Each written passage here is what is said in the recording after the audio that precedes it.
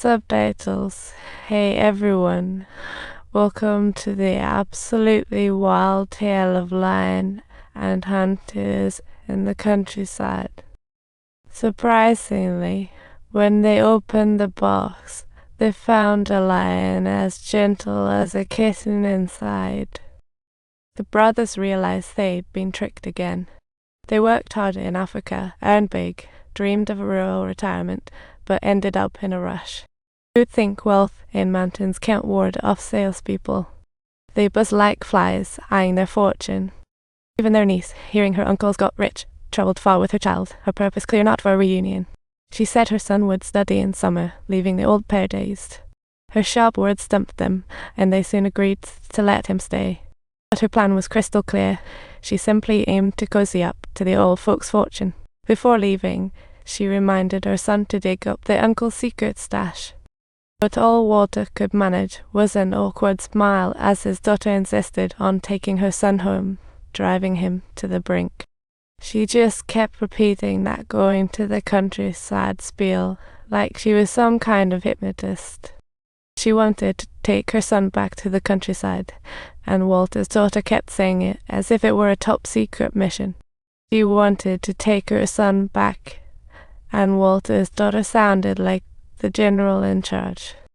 She wanted to bring her son to the countryside as if she'd booked a one-way ticket.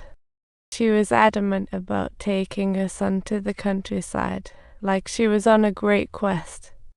She kept insisting on taking her son back, sounding like she was a spokesperson for a countryside retreat. The insistence of Walter's daughter to take her son to the countryside was heating things up in the room. She was dead set on taking her son back to the countryside, as if she was fighting for this story to come true. Her need to take her son back was drawing all sorts of strange looks from everyone. Her obsession with taking her son back to the countryside was simply everywhere.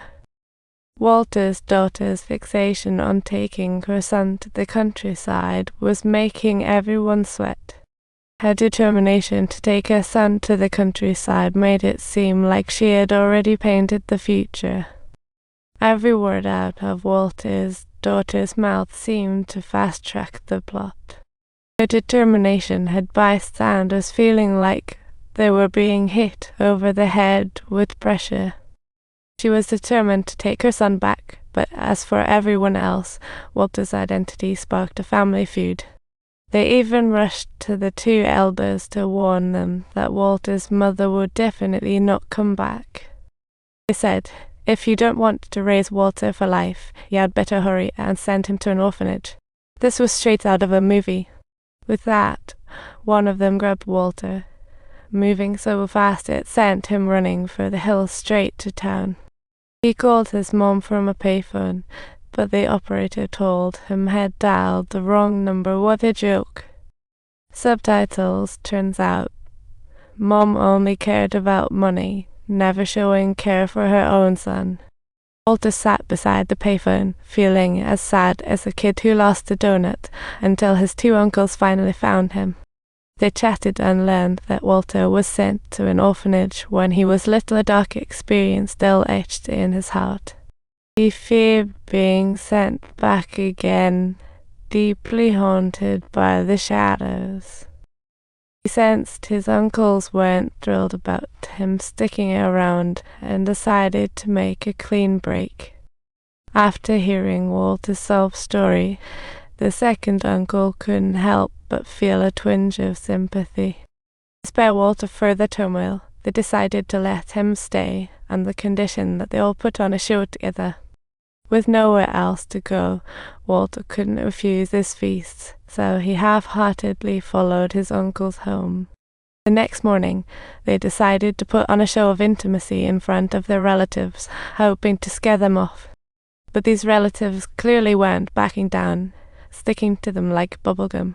Another salesperson showed up waving a white flag, making it seem like he was there to surrender.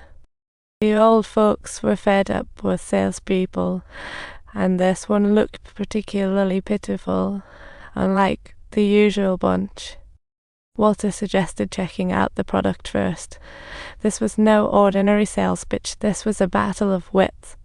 The salesman pulled out a machine, asking Walter to flip the switch. Now that's a sneaky ace. It turned out to be a UFO launcher, and gun enthusiasts would go bonkers for it. The relatives thought it was too lame and wanted to shoo the salesman away. Such a futile effort. Just then, the older uncle piped up, saying he wanted to buy it, trying to avoid a black eye. The relatives were shocked by this turn of events, but at least they finally agreed to back off. The arrival of the UFO launcher surprisingly brought the three of them closer together, and the atmosphere turned lively. At night, Walter was getting ready for bed when he heard the door creak below. Who was stirring up trouble now? Suspecting it was his uncle sleepwalking, he dashed to the lake to wake him up. It was a scene straight out of a comedy. But the second uncle quickly stopped him, reminiscing about the hilarious antics of their youth. It turned out that 50 years ago, the brothers spent carefree times traveling in Europe, only to get smashed and out cold after a single drink.